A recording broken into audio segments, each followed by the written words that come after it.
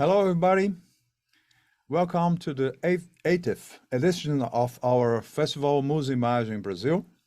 We are very pleased to be here with Mr. Christopher Gordon, which is an amazing composer, a film composer, and concert hall composer, and event composer too.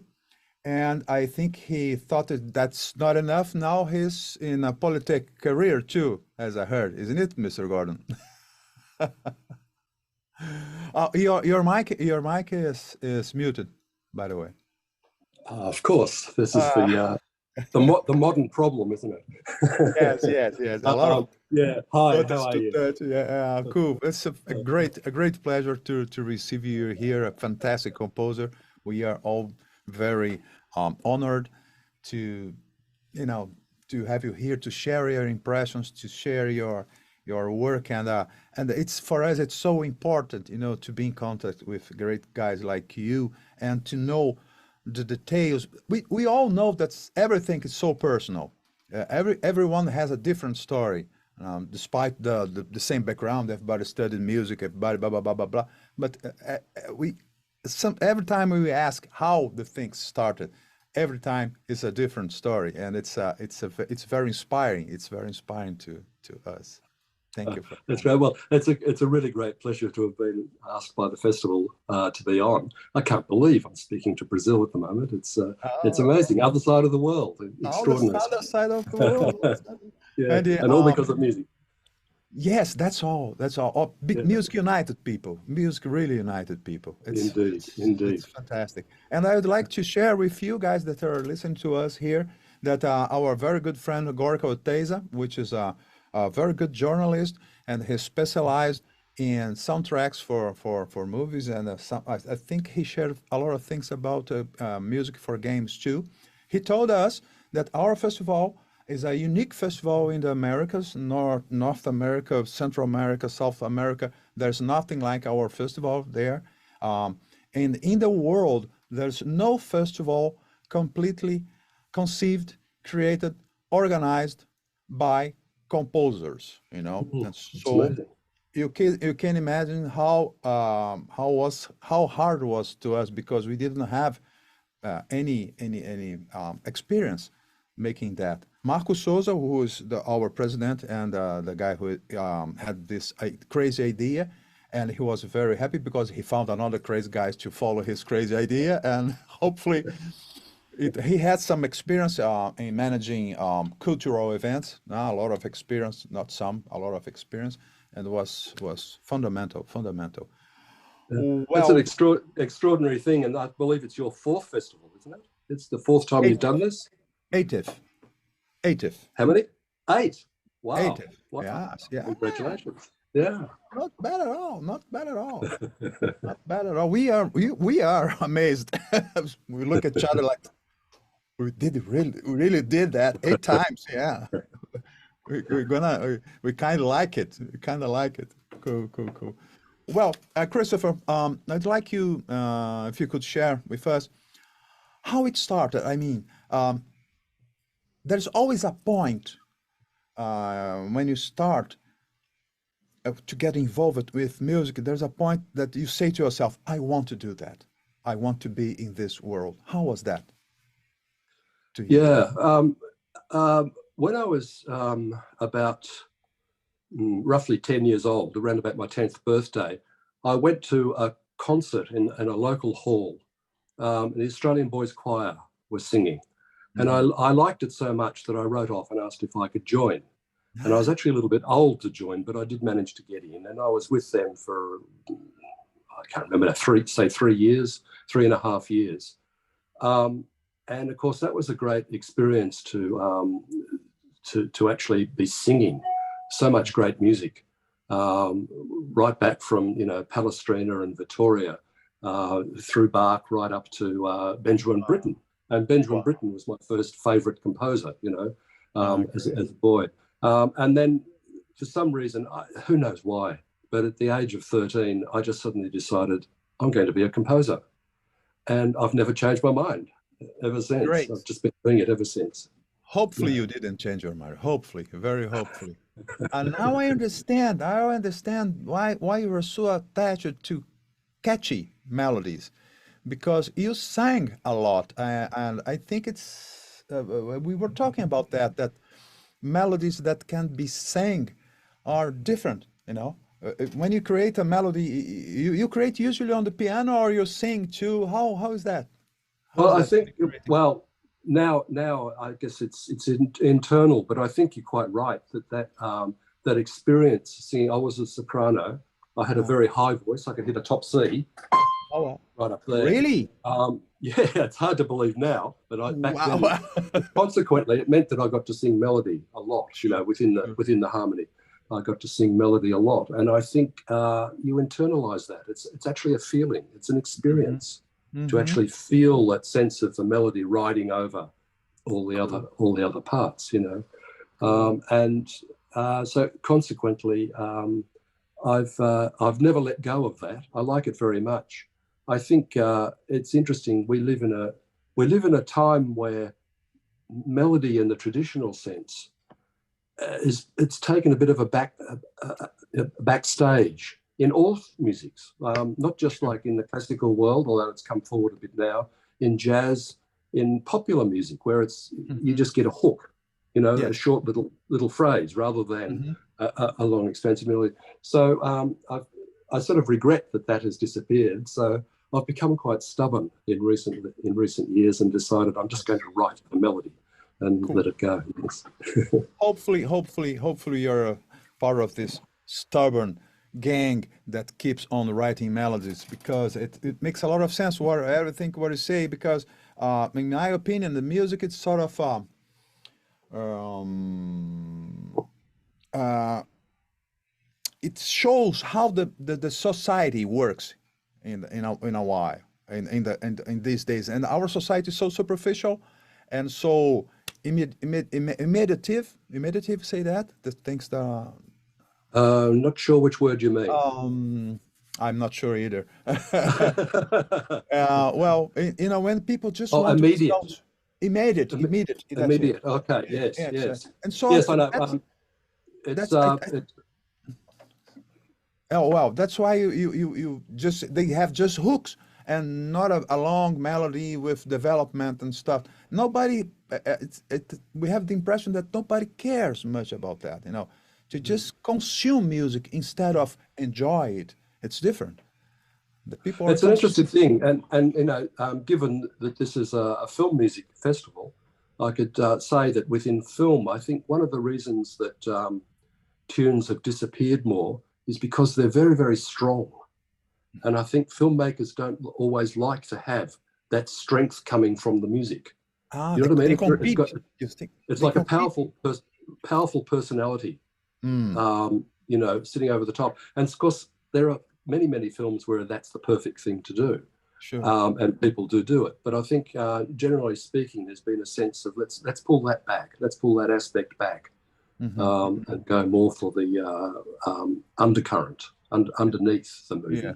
And Yeah, textures and background stuff, textures and instead of driven melodies. yeah, Yeah, because yeah. the melody itself becomes a character, isn't it? A It strong does in a melody, way. Yes, yes, yeah. another character. And they compete. I mean, maybe I don't know, maybe some directors don't like the competition of another character that they didn't invent that character. You know? I don't know. We're talking about with our very, very good, great composer from United States, which was in our festival. Help me, please, Marcus. Uh, um, from LA, and then sorry, I'm becoming a lot of names in my head, and they don't talk to each other for a long time. And he said the same, exactly the same.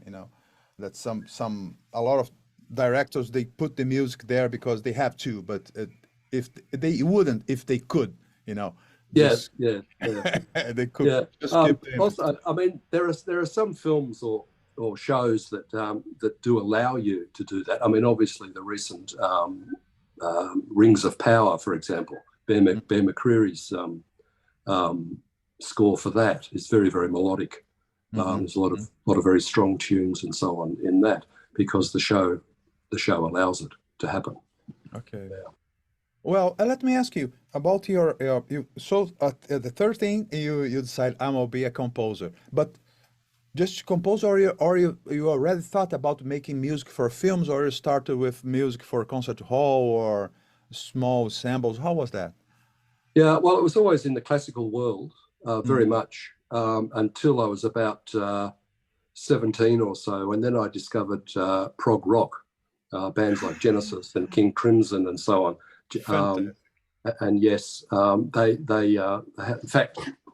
fact, I'm wearing a Yes T-shirt. Yes, oh, great, great. Very powerful influence on me. But in terms of film, look, when I was when I was starting out, I listened to composers like Prokofiev, Shostakovich, Aaron Copland, Vaughan Williams, in Australia, Peter Sculthorpe. All of them are very, very well known in the classical world. They also composed film scores, William Walton. And it's like there was no division in my mind at all. It was just like, it's another thing. Hopefully this year I'll write a symphony, and next year I'll write a concerto, and then I'll write a ballet, and I'll write a film score. And, there's no difference in my mind. The industry doesn't quite work like that. There's a bit of a division, but that's okay.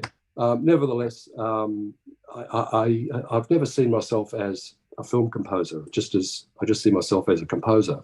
And I love doing film. It's a fabulous thing to do. But I also do a lot of other things. And really, in my mind, there's still no real division. It's like I've just completed a ballet now. I've just been doing a ballet for the Australian Ballet Company. And if a film comes along, I'll very happily do that. There's no division at all. Yeah. But so you have, but there is might be some division. I mean, meaning that some music you make on demand, and some other music you make by your own will, isn't it? How you balance that when you have to change your mindset? I mean, you are hired to make music for a movie, and so you have to please the director. And how will you manage this different mindsets? How does it go in your heart or head or whatever? Well, it's a little bit like food. You need a balanced diet, and I like that.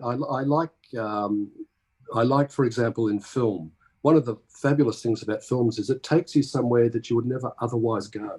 You would never have written that music. You'd never written that style, that sound, whatever it might be.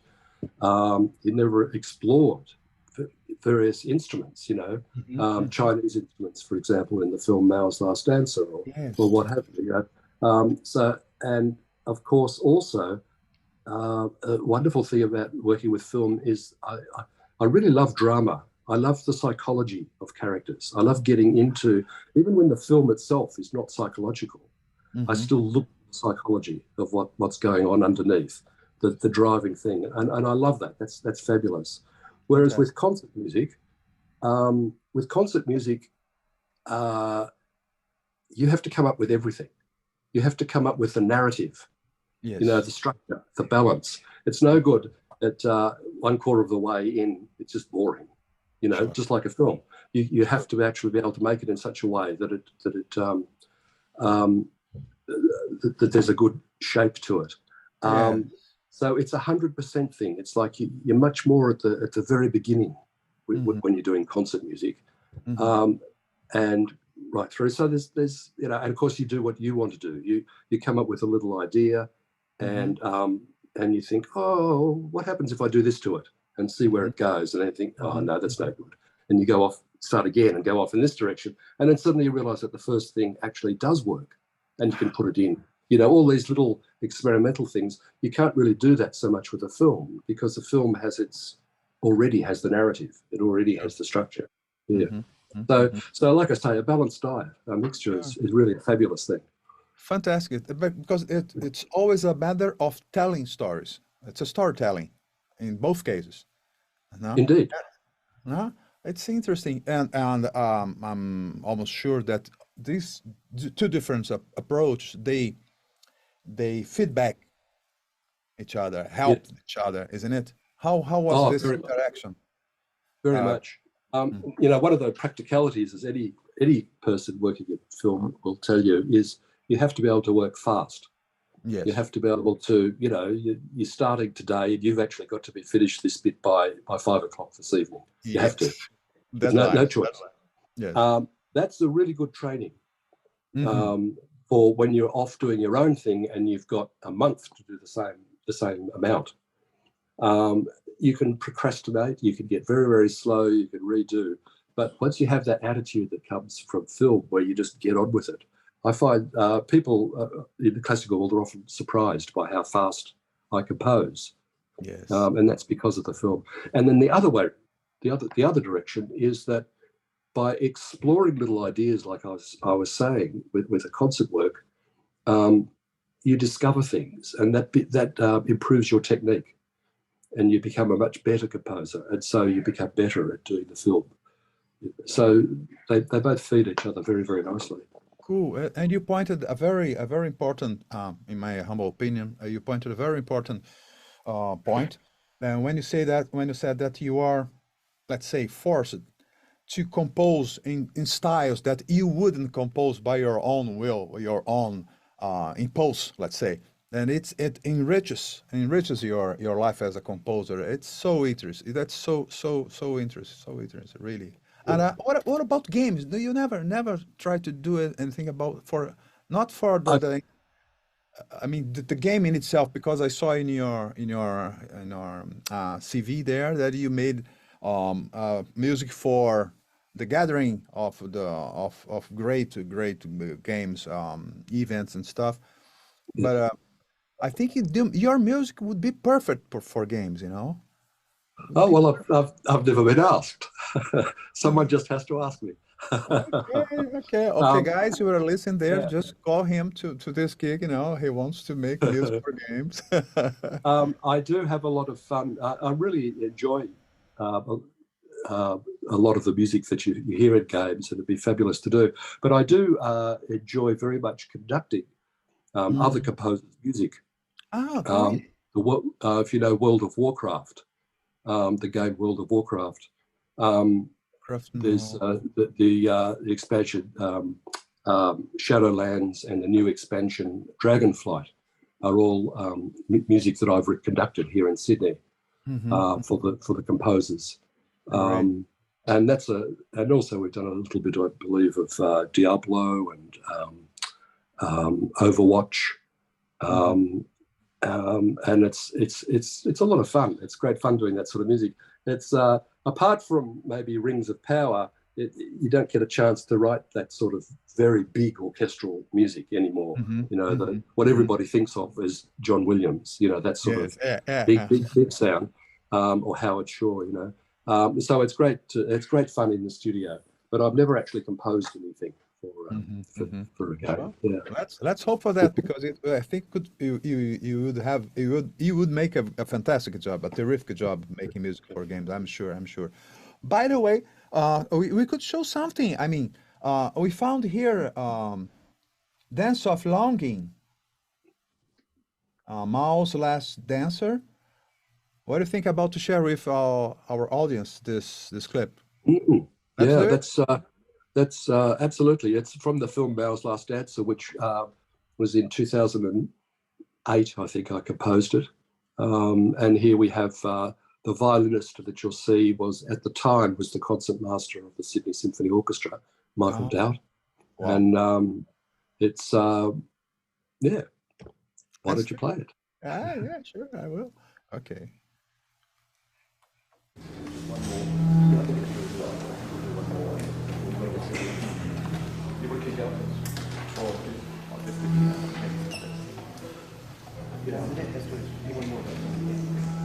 Just one more, and then we'll go to the first. One more, thanks.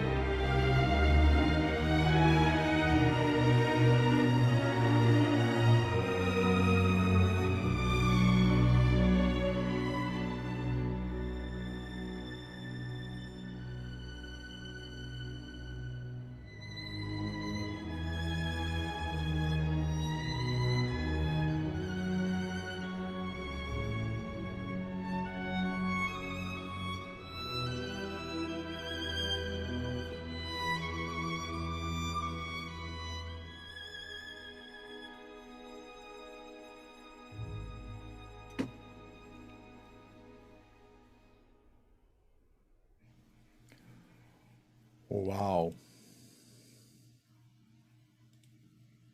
So beautiful. So beautiful. What a sound this concert master has. What a It's a sound. I was very, very lucky to have him. Yes, it's a beautiful, beautiful sound. And he makes it seems like easy, you know. He doesn't make face and stuff. He just, you know, just changing chords and it's okay. That's Wow. right. The Yeah. name of the composer I want to remember was Mr. Bruce Broughton. Oh, right. Yes. Great Yes. guy. Yeah, We had yeah. an amazing time with him here in Brazil. He came to Brazil to our festival. It was amazing, amazing, amazing person. Amazing person. Yeah. A fabulous composer too. Fabulous. And he Beautiful. does have a lot of great concert hall music. Mhm. A very melody-driven person too. We're trying to make a resistance movement, you know.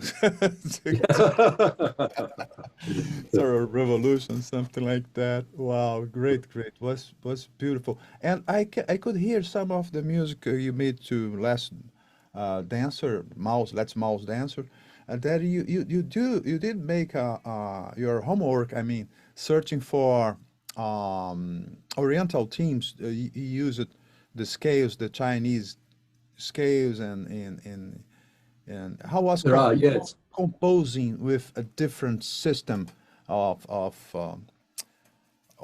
how to organize melodies and like that. Yeah. How was that? Yeah. The composing part was quite easy. I found it just natural. I found that certainly here in Australia, we're much closer to Chinese and other Asian countries and their cultures. Mm-hmm. We're much more aware of the sounds. So that presented no difficulty at all. I just composed like I normally composed, it just being in a style, if you like. Mm-hmm. Mm-hmm. What I had to be cautious about is we didn't have any in that particular clip, but elsewhere in the movie, I think there were 5 Chinese instruments, ethnic instruments, Mm-hmm. the pipa, the ahu, the angqin, and so on, the dizi. Um, uh, and of course, I had to be able to make sure that I had to learn the basics of their technique Mm-hmm. in theory, just so that I could write for them very, very, very clearly. But that all came together very well. We recorded the orchestra alone, and then recorded each ethnic instrument alone, just to make Okay. sure that we could balance them, because I had no idea, how loud they would be Sure. against the string position and so on. So that control. Mm. But yeah, that was a lot of fun. So there's other clips on my website, as well as that one that actually show the Chinese instruments. If Cool. anybody wants to go and have a look. Okay, let's try. I'm gonna find your in your website, On not my the. website. Okay, I'm gonna find you. Just found it. It's in concert music. No, it's albums Now, and if you go to soundtrack remember that list of videos, videos. We have you know, video, that we were on that page. chamber music, Berkeley's If you go, Choice, Demolor, if you go out of the well, out of the world. Okay, yes, with the flute out player. of the mud. Sure, sure. Sorry. No, out of the well. You have different outs. Yeah, that's right. 2 outs. But Out of the wealth. Where is it? Choral music crawl. Behind the I can't see scene. your page, so I can't help you. Oh, so no problem. Out of the well. Out of the well. You see the flute player? Not yet. I think I did something wrong here. Christopher Gordon. Out of the well. Out of the well. Out of the well. I just found it. Yeah, with the flute player. Just the music. I have just the music here. I don't have the image. Oh, well, perhaps if anybody, maybe people could just go to the website and have a look if they like, on my YouTube channel. Mm-hmm. They'll find that and a couple of other things if they want to have a look. Out of the mud. Out of. I'm sorry, I'm not finding it. Allure, rehearsing Australian most out of 12. Just found it with the flute player. Yeah, Yes. just did. Uh, Yeah, I'm gonna share. Um, Well done. okay, well, let's hit it.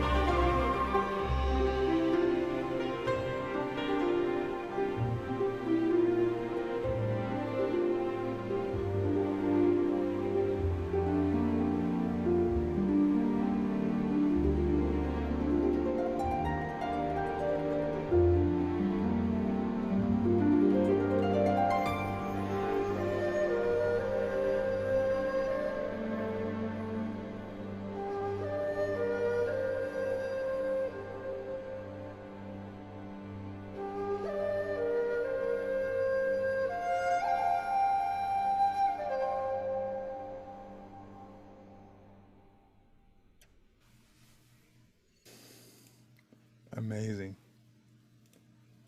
Very, very, very beautiful. So Very there's good. an idea of with the Chinese instruments. I think we got to see all of them in that at some point. The Dizzy, I think it's pronounced. I could never get that right. The flute. The flute. That player, Chai Chan Mig, he played that on the Last Emperor. The Bertolucci film, Ah, Ryuichi yeah. Sakamoto. And So he they was the use it. flute player on that, and he's I, in Sydney now. I was about to ask about that, the tuning, how because sometimes the Oriental instruments, they are not in tune and with the orchestra and stuff like that. They have Well, different. that's an advantage of recording each instrument separately. Definitely. You can do a little bit of post production, just to bring that into place. You get it very close, of course, with the players, Sure. but then you can fine tune it afterwards. Yeah, Because they are not tempered instruments, isn't it? They are that's not. right. That's So you right. you tempered them a little bit. Yeah, a little bit. Yeah, yeah. Just to bring it Uh-huh. into the realm. Otherwise, it just sounds very strange if you don't do that.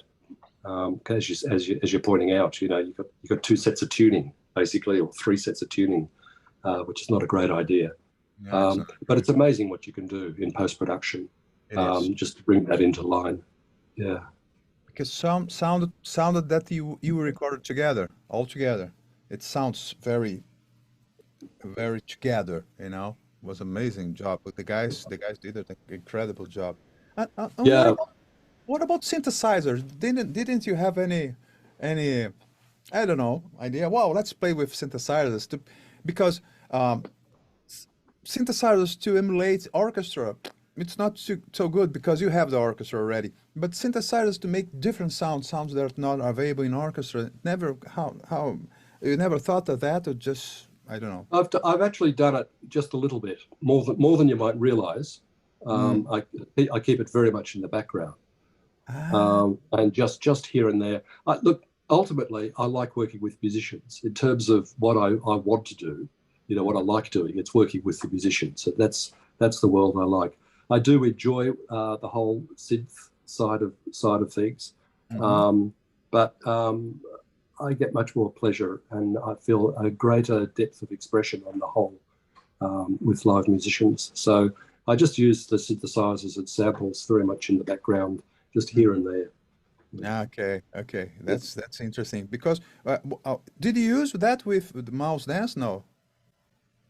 I think there was a place where we didn't have the guchang, which is like a koto. People know the Japanese instrument, the koto. Well, the Chinese version is the guchang. You play And with we, sticks, for some reason, no, with the hands. But the for some hands. reason, we didn't have that somewhere. So I used a sample in one piece. Ah, Um, yeah, just that sort of saved me, you know. great. But that's Sounds all. No genuine, synthesizer sounds. No genuine electronics. yeah. Mm. Okay. Cool. Well, very beautiful. Whereas in the same year, I composed another film called Daybreakers, Mm-hmm. which is a vampire movie, and that has electronics in it. Ah, Um, okay. so, it's just horses for courses, I guess. What? Horses for courses. You don't know Horses? that expression? No, I don't know that. That's an English expression, choosing the right horse for the right course. Ah, Horse as in racetrack, horses for that's it. courses. Yeah. That's it. Good one. Living and learning. Ah, very good. Very good. Let's check if there's the question of the rest of the guys here we have. And how was your first experience with movies? And how was that? I mean, how you get into this world? You were asked to make the soundtrack for sure, but how was this adaptation? To the spot sessions and to receive parts of the movie and to get used with the history and um, starts to help to tell the history of the movie with your music. How was that? Was hard? Was easy? Was natural? How was that to you? I found that fairly natural. Of course, there's a learning curve, and you make mistakes. Hmm. But the essence of it, I understood well. I already had a fair knowledge of the technology, I guess, by the time I came to do it. When I talk about the technology, I mean film technology, not music technology. Hmm. Um, how films were made. Um, uh, for a period of time, I left school early, and I never went to anywhere to learn. But at one point, I started hanging out at a film school, and I did all sorts of things like the clapper and holding the boom Uh, and the electrics, the gaffer, and I did all sorts of things like that just on student productions.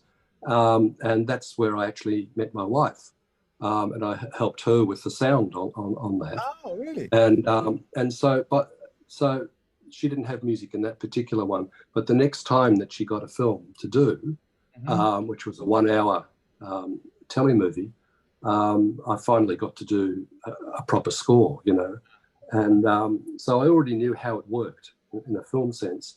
It was the how to place the music, and I think maybe when you're a beginner, you either think you've got to have music all the time, All the time, wall to or wall. or you think, I Yeah. dare not put music here. I dare not put music here.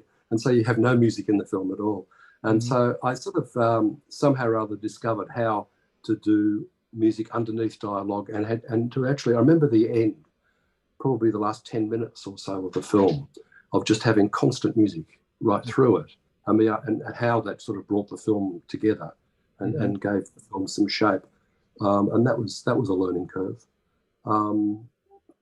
And for some years, the only person who would employ me was my wife. So she So you made a decided number to marry her. I'm gonna marry this girl. very useful.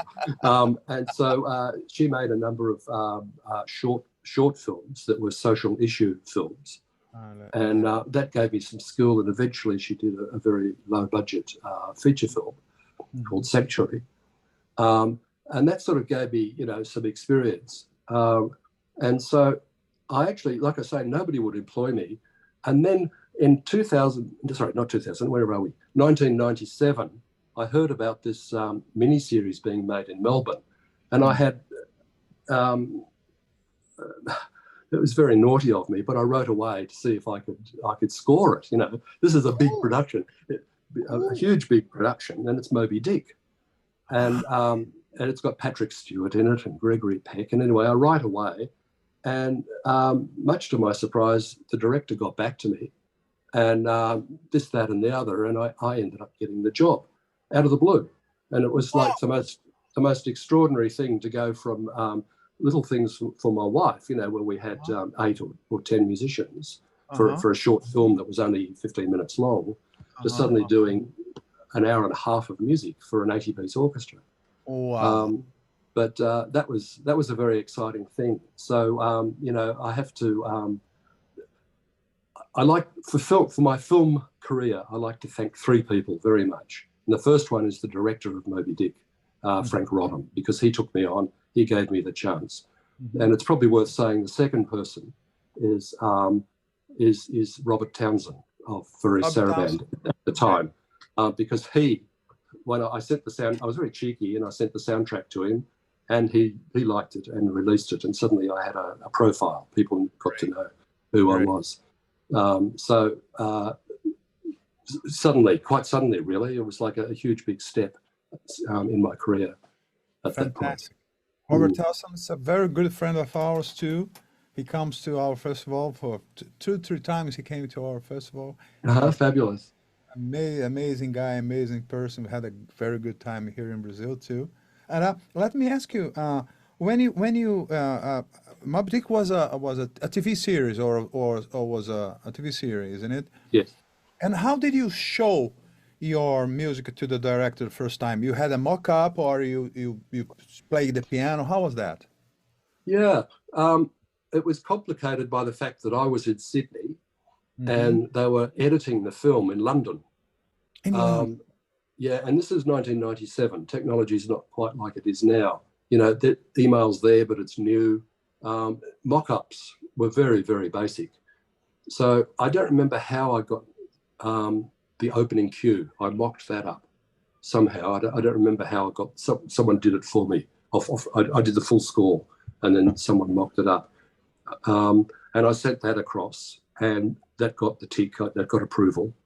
And I think that was the only thing I showed. And then the director came out to Sydney, and we recorded it. We made a couple of more. But yeah, I mean, I've got a feeling that's basically what happened. That would never happen now. It wouldn't have happened even sort of 3 years later. But I think just 1997, it was still a case of people were in the mindset of, you played on the piano. And of course, because they weren't here, we didn't have Zoom. I couldn't play it over Zoom or anything, so I think it was fairly free hand, free run.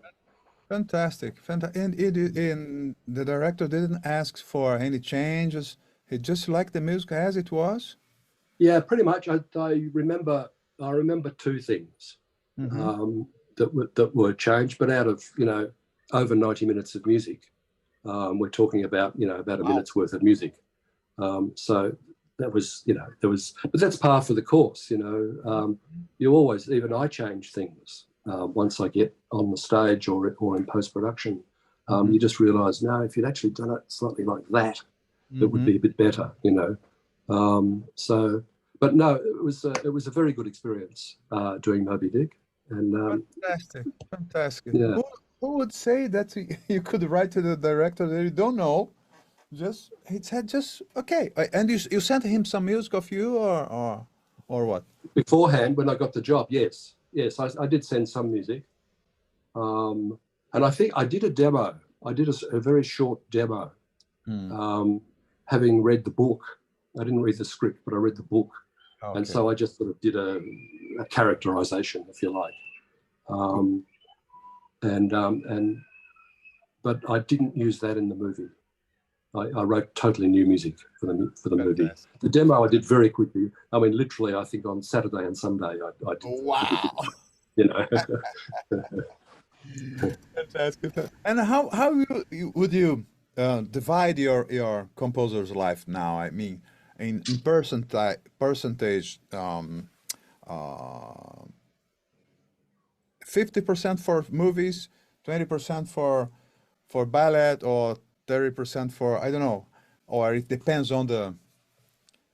It depends on how the projects come about. You know, most, not all, but most film comes very suddenly.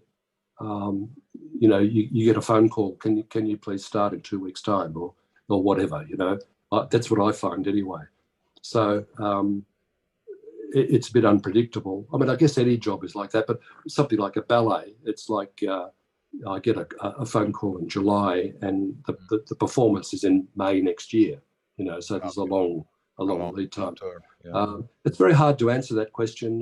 It varies from year to year. Yes. Yeah. But you don't have preference. You don't have preference. I mean, it's you'd like to have more jobs in music in the films, or you'd like to have more jobs in the concert hall music, or you have some tendencies, or I think it's a tricky question. It's a tricky question to it's a answer. tricky question because you don't have complete control over it. I mean, you can always say no to jobs, but you know, you've got to be talking with people in the first place. I guess in an ideal world, I wouldn't mind doing probably only just one film per year, and then one major concert work in a year, and then you do little things as well, you know, short pieces or whatever.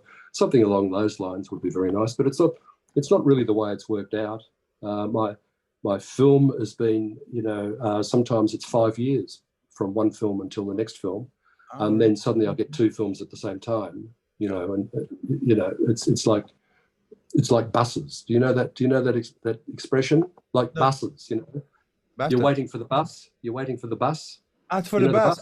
For the bus. Yeah. And then you're waiting forever, and then suddenly 3 come at the same time. You know? Yeah. Yes. It's a bit like that. Whereas the concert music tends to be more even. It's spread out just through the period, the ballets and so on. Yeah. Okay. We have some questions here from João Batista. I think I share my screen again with you you can see the questions directly. I think it's easier. You can see the question here. Not yet. Oh, there they are. Yes. How can a composer working with film and living in far places like Australia or Brazil could get music across the boundaries? I wonder, does he mean artistically, culture to culture, or does he mean job to job in a working sense? I think yeah, just look, the cultural thing I think is probably more interesting, and I think that really the key is you've got to be true to yourself. You've got to really be finding what's inside yourself and letting that come out, and that includes in film. It's not only in concert music or in popular music. You really need to find what your voice is, what your sound is. And once you have that key, that internal foundation, you can then, you know, manipulate it to fit this situation or to fit that situation. But I think that's what people respond to. And, you know, I listen to a lot of music that's very different to what I compose. And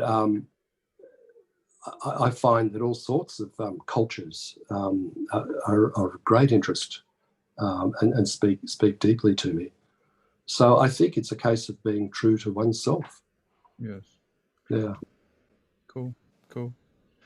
Our friend Alexei Gurdjian, which is a fantastic composer too, and the conductor here in Brazil, a very good friend of ours. He has this question too here for you, Mr. Gordon.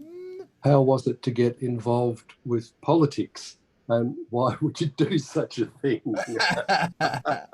He was tired of Why? music. I'm tired of music. I don't want music anymore. Why indeed? Why indeed? I'm not involved in politics anymore. I finished that at the end of last year. I spent about 4 years on our local council, a suburban metropolitan council, which oversaw about, I think about 180,000 people. And I was one of the councillors there. The thing that motivated me was I got sick of screaming at the television and getting cross, with various things. I found that it was I just think it's just urgent that we do something about climate change and the loss of biodiversity, treatment of refugees. Those sorts of issues are very, very important to me. On a local council, it's very, very focused. You can only really do something. But I thought it was worth, throwing my hat in the ring and trying to do what I could. And I was able to do some things in our area, like declare a climate emergency and go for net zero emissions in the area and so on and so on. I was able to bring in quite a few things that were very important to me. But after 4 years, and I might say that during those 4 years, I composed 3 film scores and a ballet score and a lot of short stuff. So it didn't stop me composing at all. But now I'm very happy being back only doing music. But it was good to do. But I think that it might be consuming, isn't it? It can be. It's one of those jobs where if you have a spare moment, it will fill it in. You never get a spare time. But I found that if I worked on music in the morning, absolutely no politics in the morning, worked on music in the morning, I would get through a huge amount of stuff. Like I say, I did 3 films and a ballet. Wow. In that time, Cool. Very cool. I think it's time to show something else. What do you think we can show? What's our next one? You wanted to show the Master and Commander. The Master and Commander. What? This might be a moment. Master and Commander. That's it. Here. Yeah. Shall I talk about that just for a moment? Sure. I will put it just ready to share. All right. Okay. And go share screen. It's okay. Please do talk about. Okay. All right. Well, that was a very interesting and in a way strange experience for me. A couple of years before, Ivor Davies, I don't know if you know the band Icehouse, if that's a well-known band in Brazil. They certainly had many hits around the world. Icehouse, an Australian band. And the leader of that was is Ivor Davies, who was the singer and songwriter, a very talented man. And he was asked to write a piece for the Millennium Eve, so going into 2000. The last half hour, 11:30 at night to 5 to midnight. It was all around the world. And he did this piece and he teamed up with Richard Tognetti. And Richard is a violinist and he's the leader, artistic director of the Australian Chamber Orchestra, which is really one of the very best chamber orchestras in the world. It's fantastic. And he's their leader. And those two sort of came up with a piece. And then they got me to add some orchestra on top. And then that's what was performed. Now, if we now cut to a couple of years later, year 2002, Peter Weir is shooting Master and Commander in Mexico, I think. And Russell Crowe, he has to learn how to pretend to play the violin. I saw And that. so Richard Tognetti was the person who taught him. And while Richard was there, Richard played him this piece that we had done 2 years ago, played it to Peter. And Peter loved it. And he said, I want that. And so that team was put together.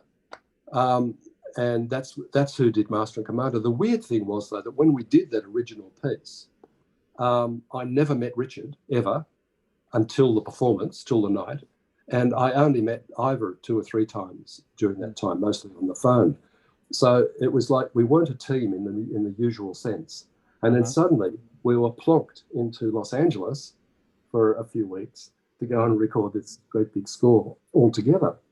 Okay. And of course, it worked out quite well. I did most of the orchestral score, not all of it, but most of it. Richard did a bit. Ivor did all the electronics and all the drums, and Richard tended to do the source music. There was a lot of, before this show, we were talking about how there's some Corelli and Mozart and so on, Boccherini, and Richard did that. So we found a way to each one have a role. And if we had a disagreement, we'd just get Peter Weir to decide, I like that one, I don't like that one. So it was an interesting, and it was absolutely fabulous to be in the Fox studio, the Newman stage, where so many famous films have been scored, and to work with the American musicians. 3 of them actually are actually Australians that have come back to Australia and are now good friends. So that was a great experience too. Yeah. Right. So I think just for the viewers, what we're about to watch is actually a sort of a home movie. It's not an official sort of release or anything, but you just get to see a bit of what went on. Great, that's great. Sometimes the sort of domestic movies, as you said, sometimes they are much for my taste. Sometimes I like to see that rough stuff instead of something very well produced, something more not real, because the other one is real too. But I don't know. It's like backstage, the backstage stuff. It's interesting, very very. Yeah. So let's share now, Master and Commander. Okay.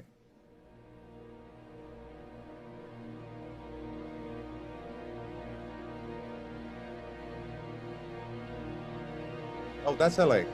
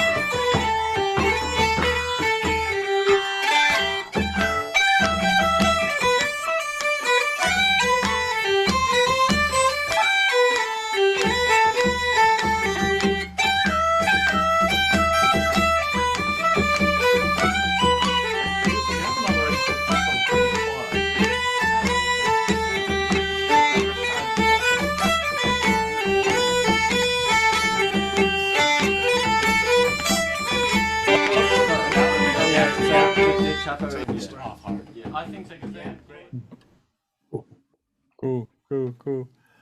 Um, Christopher, our friend here, Alexei.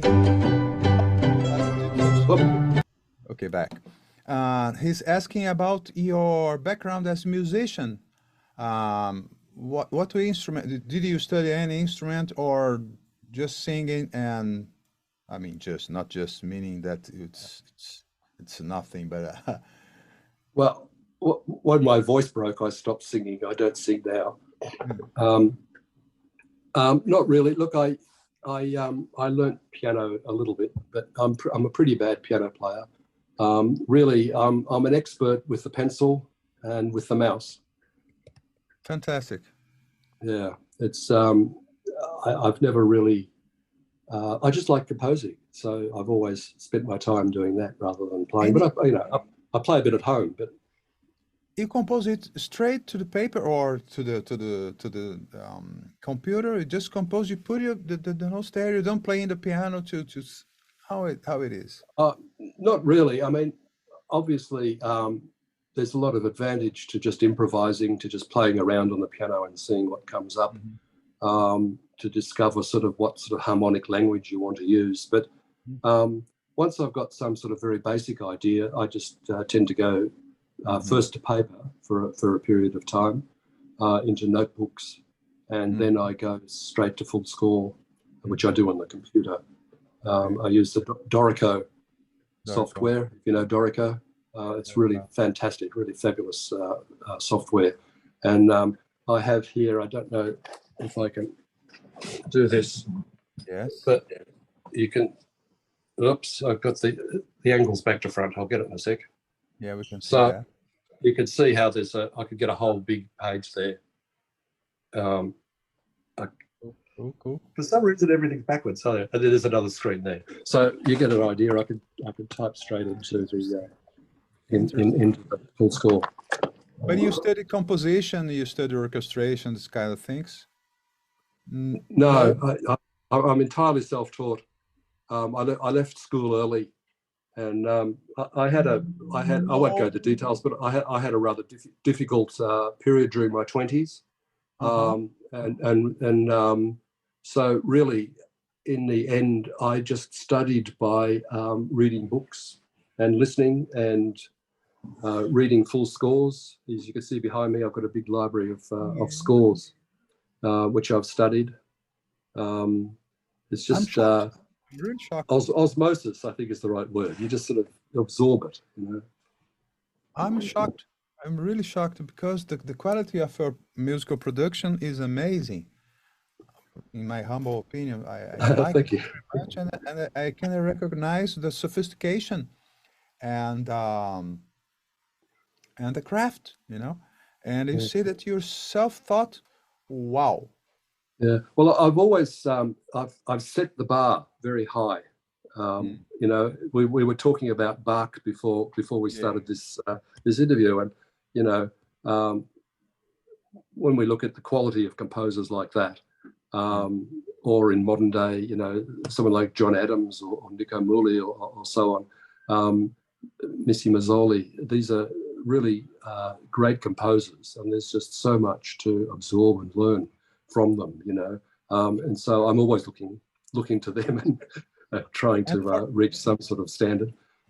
And for conducting, you self-taught for conducting too?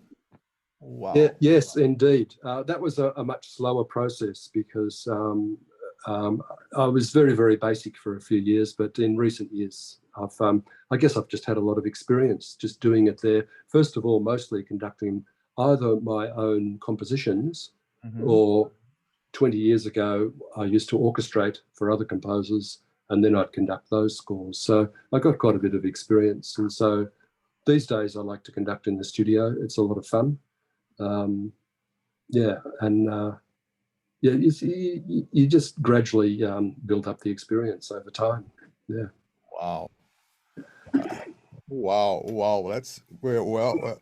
Alex is saying the same. He says, "Wow, this way you were able to see all the instrumentation." Yeah. Amazing. I don't know if you are running out of time. Please, Marcus. Do you have how much time we still have left? Don't talk 30 about minutes 10 when minutes. you want. Okay, okay. I think we have something. Yes, I can see that you have a lot of fun with your life, and it's so inspiring. It's so good. And after all, that's why we choose this profession. It's to have fun, isn't it? Absolutely, absolutely. And and it's because I say that because it's related to something that I was. But what's in your opinion? What's the biggest challenge for a composer? Uh, oh dear. Um, Coming up with the basic idea, the Okay. basic language world that you're going to do. I find that the hardest thing. That's creatively. Um, uh, I think also, you know, some people are very good at networking, Mm-hmm. at meeting other people, and so on. That's a real skill that you need to have, whatever genre of music you have. That's right. You're right. You need to be able to meet and connect with people. Mm-hmm. That's very, very, very important. And for some people, that's very, very hard. For other people, it's very, very easy. But I think either way, it needs to be done. Um, Creatively, I think it's just coming up with a very basic idea. I Mm-hmm. find that once I've got some basic idea that I think, oh, that's interesting, I can then develop it left, right, center. It doesn't matter. You can go all over the place. That's with film. That's with concert music. It doesn't matter which. Mm-hmm. Mm-hmm. In fact, with film, I probably spend more time trying to get the theme, either the tunes or the harmonic language Mm-hmm. or the instrumentation, getting that whole world. I spend more time doing that really than I do actually writing the score. I find once you get that core, the Yes. score is you can go very, very fast. Okay. Yes. Yes. Because you find the as I said, the core, the heart of the Yes, I think the drive of the composition, and the rest is a consequence, a natural consequence, let's say. Isn't that's it? right. Yes, yes, Great, yeah. great, great, great.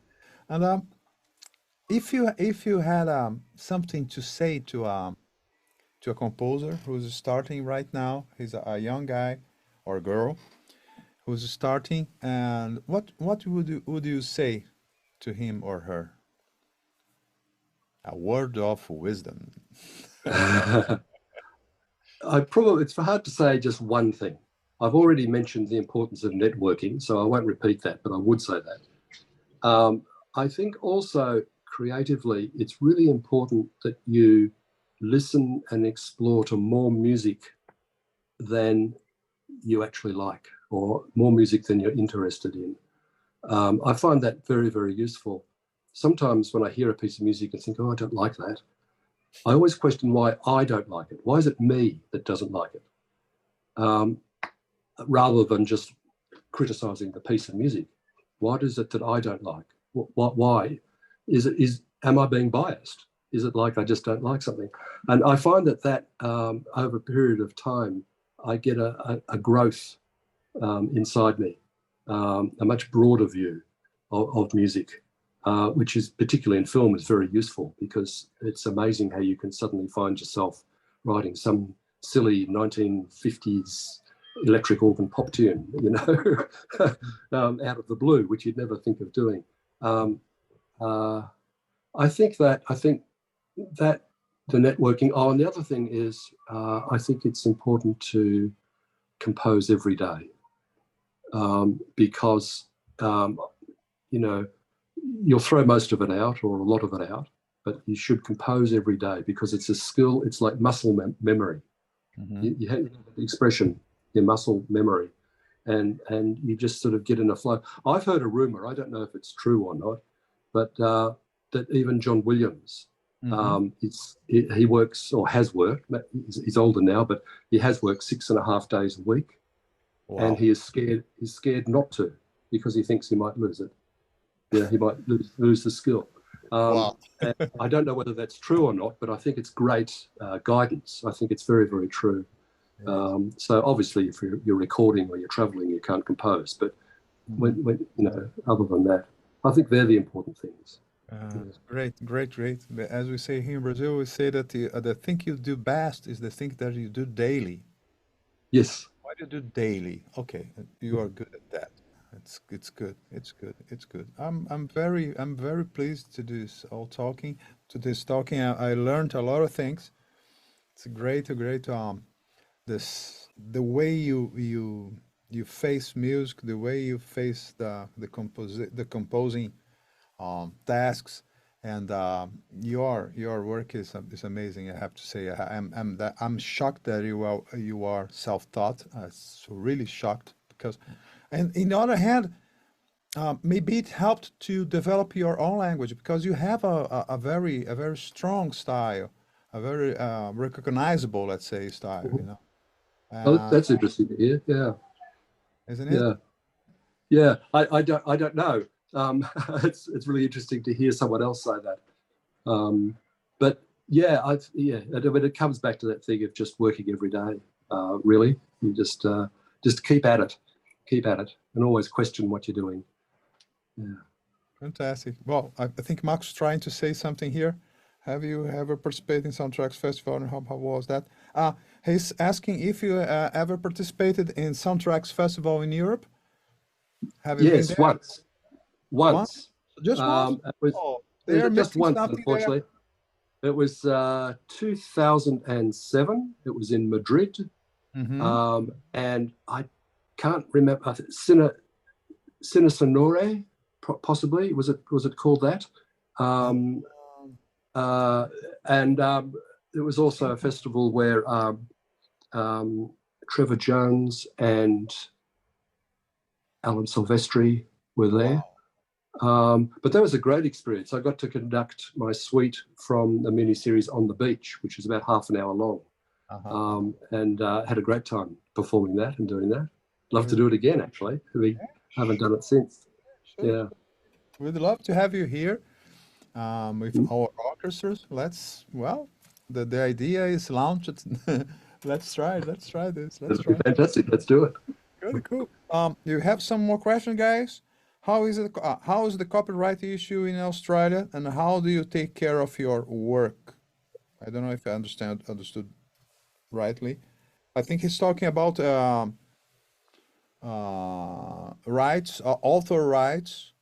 Which kind of author rights laws you have in Australia? Like it's copyright, or it's more it's copyright you have like in United States too, the copyright. Yeah. Yes. I wasn't author rights. Yeah, I'm still not sure. Let me just say a couple of things that might answer your question.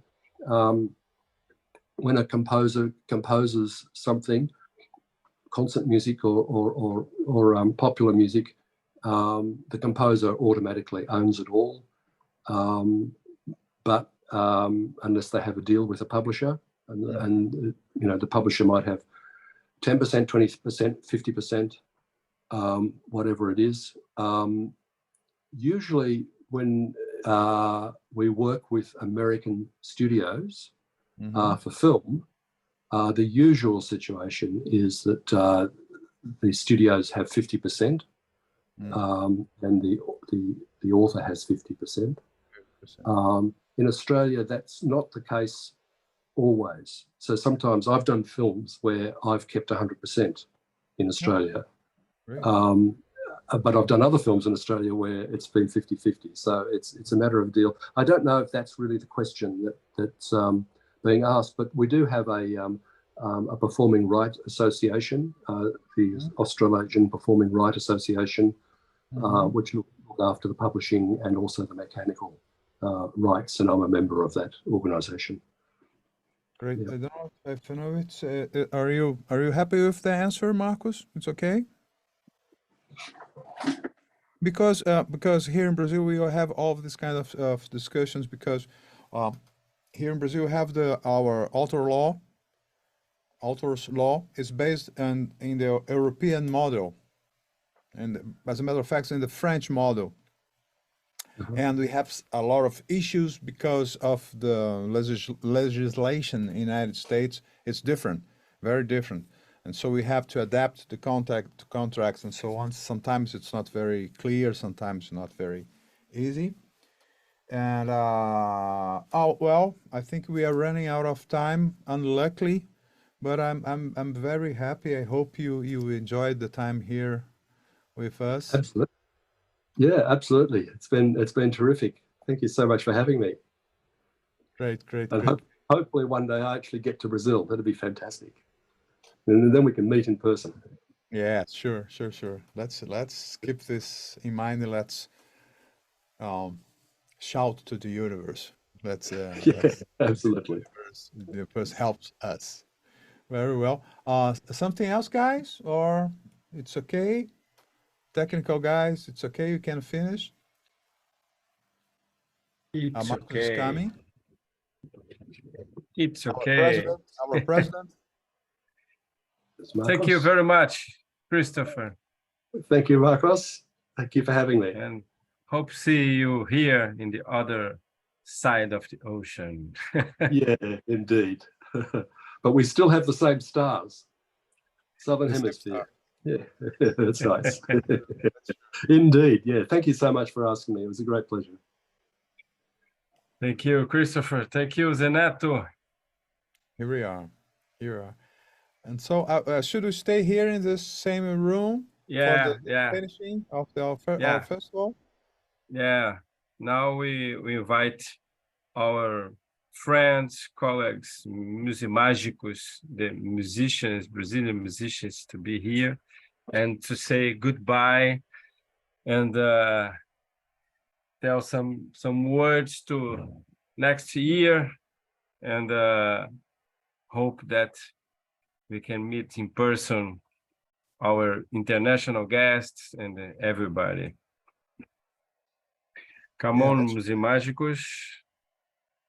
Who's there? Flávio? Oh, no. Rinaldo? No. Quem mais?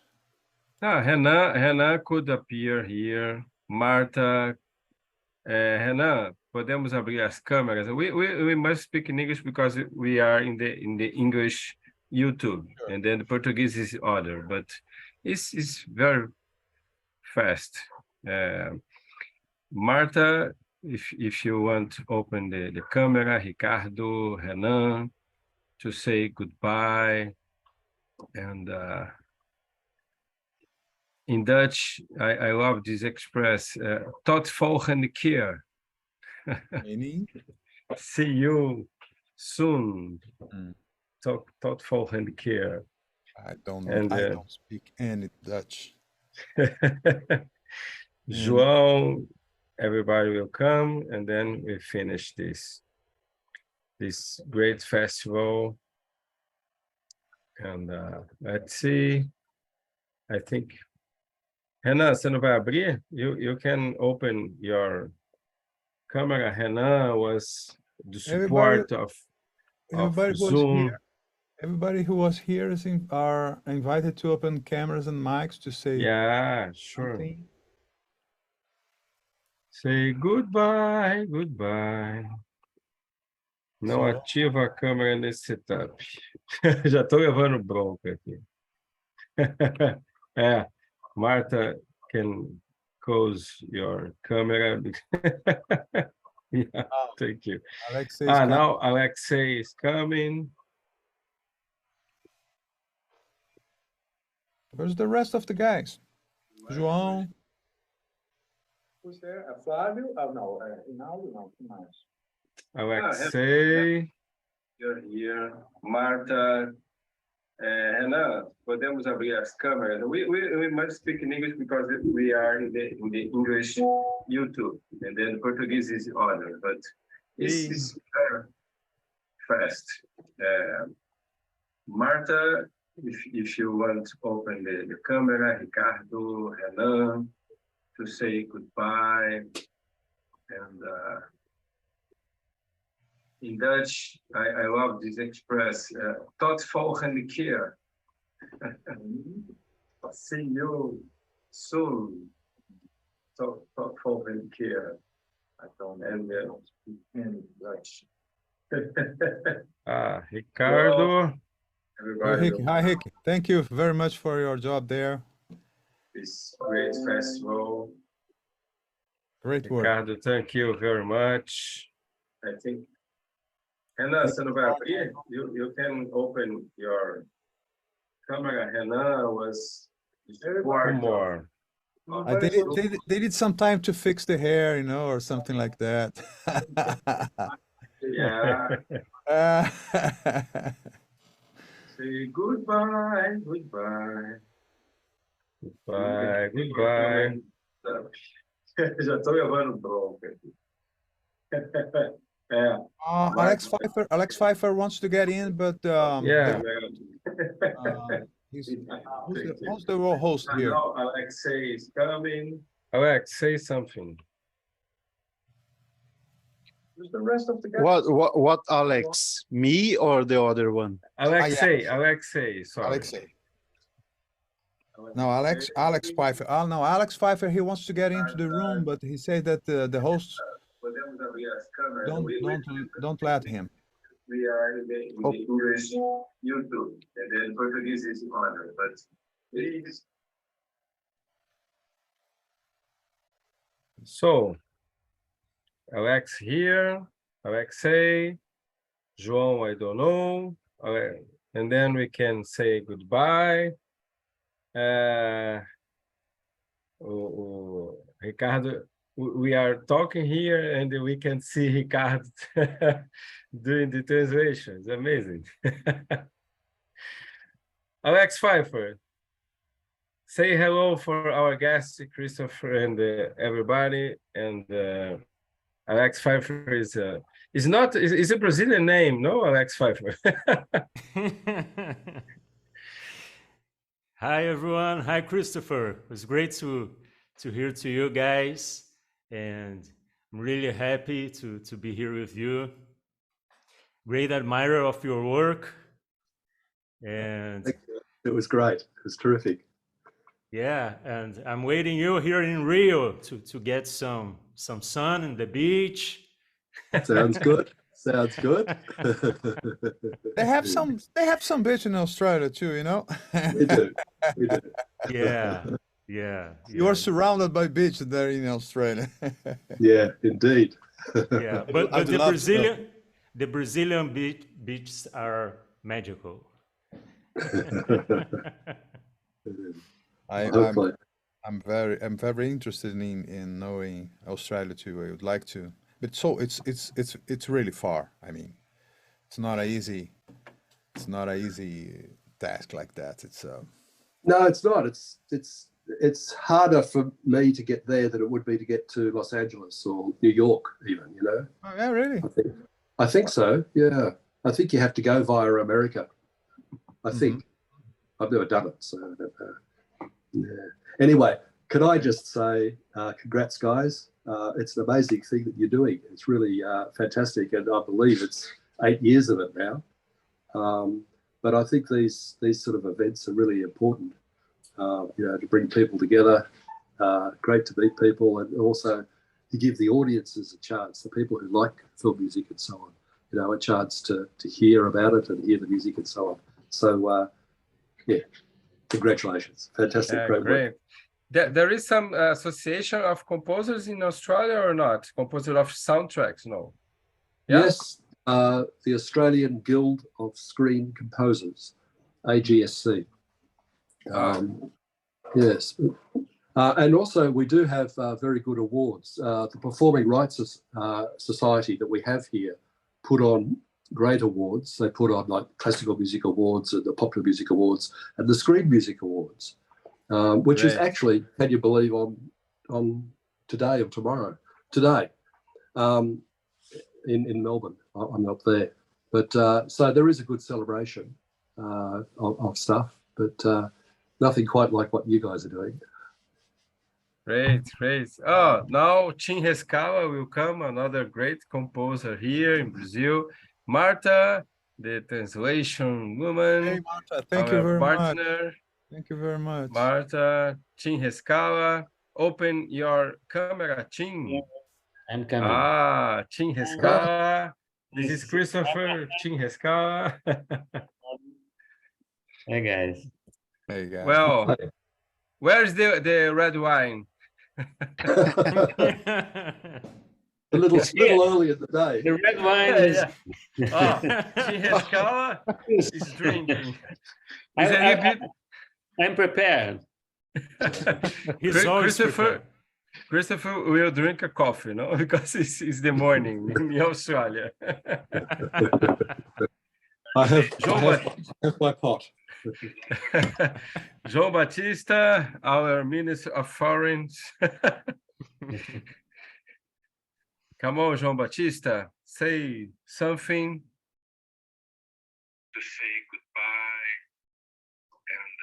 and Turn off your YouTube. Yes, it's echoing. Yeah.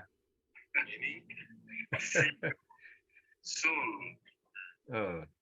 falta de care. Can you hear us, João? Oh, Yes. João, Hello. finish. and then we finish this. João did a wonderful job, Yeah. international job, contacting people. Every- Just like Christopher contacted the director of his first movie, just like that, just call the guy and everything worked. João does a job like that. Just call the people and they accept. everyone. Fantastic. Thank you, João. Thank you very much. Thank you, everybody. Our minute. Goodbye. Goodbye. So let's go. Let's go. Let's- See you next time, guys. Thank you, See you everybody. in 2023. We'll finish the Festival Musimagem. Thank you, everybody. And Thank you. Says coming. goodbye. Thank you, Gordon. Bye-bye. Yes, thank Gordon. you. Thank you. Bye See bye. you soon. See you next year. Next year.